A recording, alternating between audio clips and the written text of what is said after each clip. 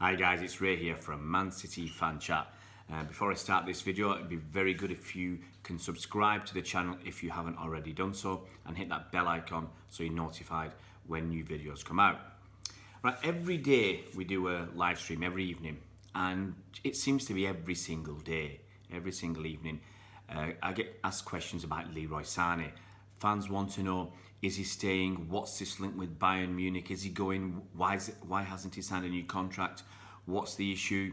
So I thought I'd do another video again about Leroy Sané, talking about how good a player he is, and talking about some of the absolutely, can I say, scurrilous comments from Bayern Munich players, Bayern Munich staff, even from another club in the Bundesliga about Leroy Sané, and in effect, in my opinion, openly tapping him up out in the public, and no one says anything about it.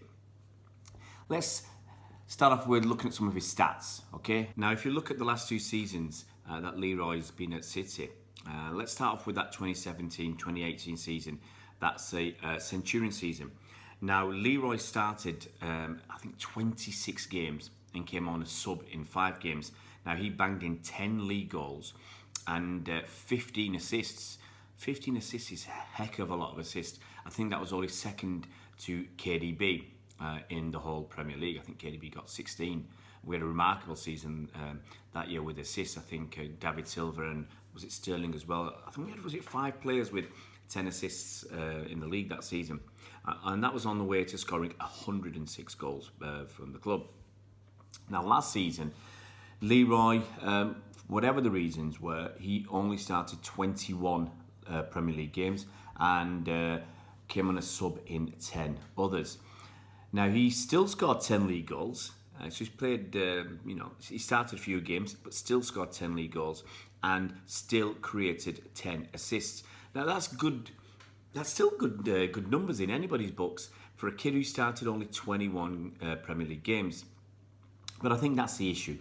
The previous season he started 26, last season he started 21, and towards the end of the season, the last few months of the season, he wasn't starting games basically, and the odd games he did start, in my opinion, he didn't do well enough. And I've said it before, and I'll say it again. Leroy Sané is an exciting young talent. In my opinion, he's got the potential to be one of the top 5 players in the world. And I think he should be pushing on. The same way Raheem Sterling pushed on last season from the season before.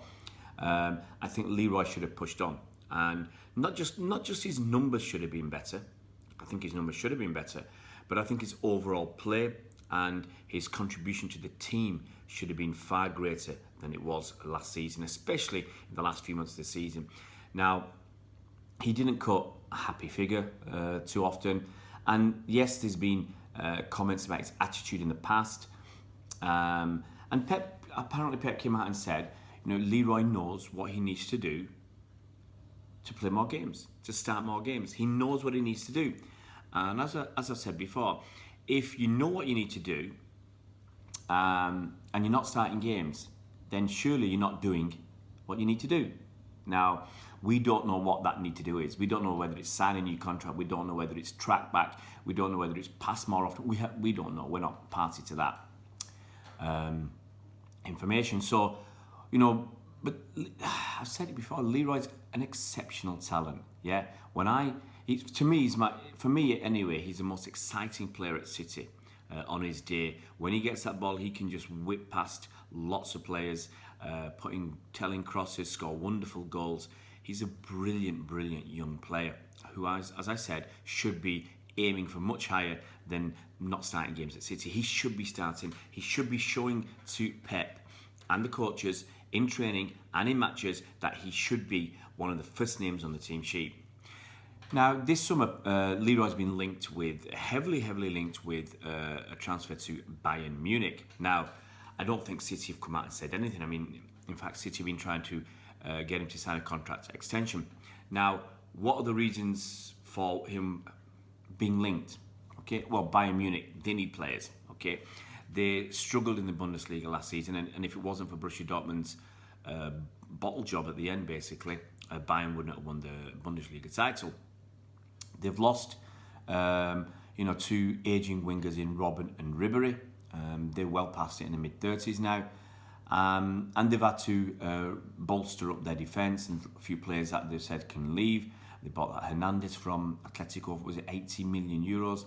So they've been spending money. They've got money to spend, and they're spending it, as is their right to do so. So they need to replace these wide men, and one name that has been mentioned as obviously one of the best young talents in the world out wide is Leroy Sané. So they appear to be have been openly tapping him up. You've had players from Bayern Munich talking about him openly. You've had the management of Bayern Munich talking about him openly. And as I said, you've even had the chairman of Borussia Dortmund talking about him openly, which is wrong. He's playing wrong. If this isn't tapping up, what is? Yeah, UEFA should come out and say something and do something, because this is unacceptable. I think generally most clubs, if the manager's asked about another player, they generally very quickly say he's not one of our players and I don't want to talk about him. So it's basically no comment. Occasionally some managers or coaching staff will say something else, a little bit more about the player, about some of his qualities. But generally you'd expect them to say, he's not one of our players, not going to talk about him. That's it. And end of story, no comment. So what I'm going to do is, to start with, I'm going to go through some of the comments from the German players and the German management at Bayern Munich, just to give you an idea of what's going on. And this follows on from Niko Kovac, the current Bayern manager, his comments yesterday, adding more fuel to the fire, stoking it up. It's very interesting, his comments. And I'll come to his comments at the end, because I'll roll on from there into some other discussion. But let's go through some of these players and see what they've got to say. Okay, Lewandowski. That's what he said. Bayern's German players and I very much looking forwards to Sané's signing, but we have to wait and see what's going on. Manuel Neuer. At such a stage, there are always rumours. Leroy is experienced, he is well advised and knows for himself what he wants. I didn't talk to him about it. Leon Goetze. It's still one of the best and biggest clubs in the world. Leroy knows that. He's felt really good in England in the past few years. Now he has to decide for himself what the right move is. Leroy knows that Munich is a very beautiful city, so I don't have to tempt him. He knows he can always contact me if he needs advice or wants to have my opinion. We would all be ecstatic if he comes, but I'll be damned if I put him under pressure or influence his opinion. Joshua Kimmich. I would like Leroy at Bayern. That's the right signal. He is a player who fits in well with Bayern. He is a young German with great potential who was not allowed to play at City, especially in important games, which I personally cannot understand.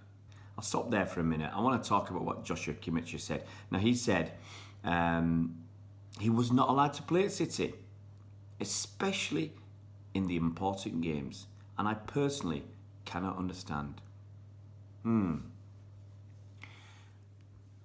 Any comments about Leroy Sané not playing for Germany in the World Cup, which most people could understand?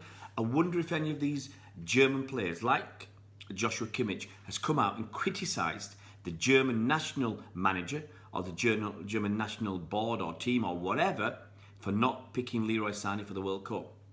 It would be interesting. Very interesting to know that, why he feels he can criticise City for not picking Leroy Sané, but not criticise Germany for not picking Leroy Sané.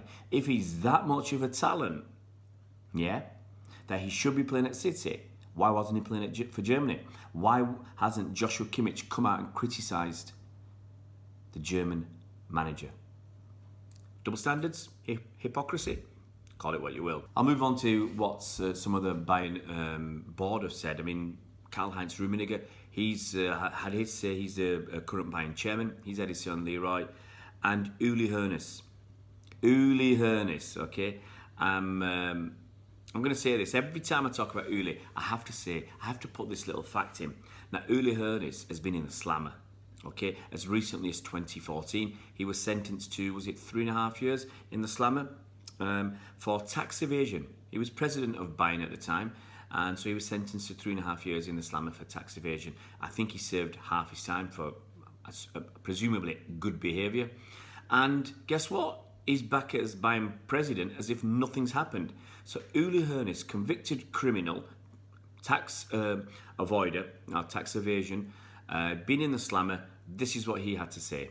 He basically said it's this money that City want is insane. He was talking about 80 million euros and said it was just insane. And he was basically saying that he didn't believe that a deal could be done unless City lower their demands. Absolutely ridiculous. What a fool. Yeah? Got to say that. What a fool. Why on earth are they still talking about a Manchester City player openly like this? They've got no shame. Absolutely no shame at all.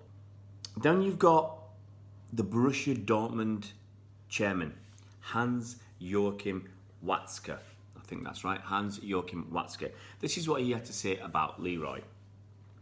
I think it would be great if Bayern brings Leroy Sané back as a German national player, because that would further increase the appeal of the league.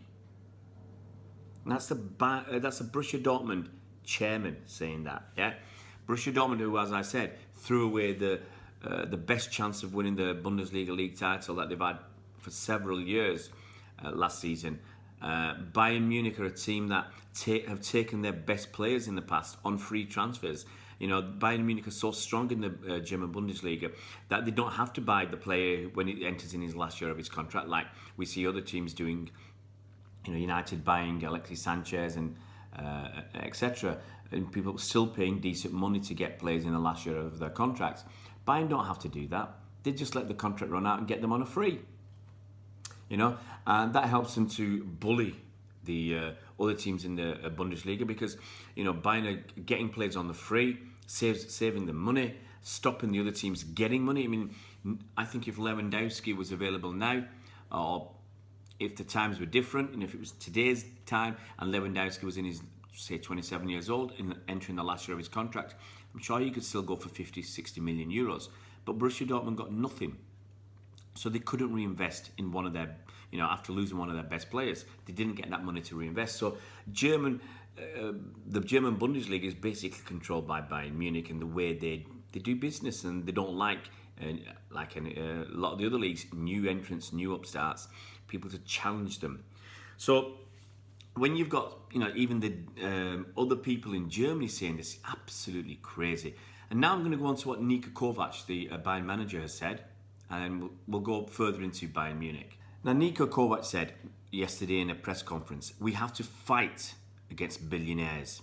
If you look at Qatar and Abu Dhabi, they have a lot more money than a club like Bayern. They don't make it easy. Very interesting. Very interesting. That I think he was at a press conference yesterday talking about Qatar and Abu Dhabi, and behind him, you normally get, you know, at press conferences you get the advertising board with, you know, lots of partners or sponsors on there, and it was very interesting to see, quite ironic, that one of the sponsors, I believe, was Qatar Airways.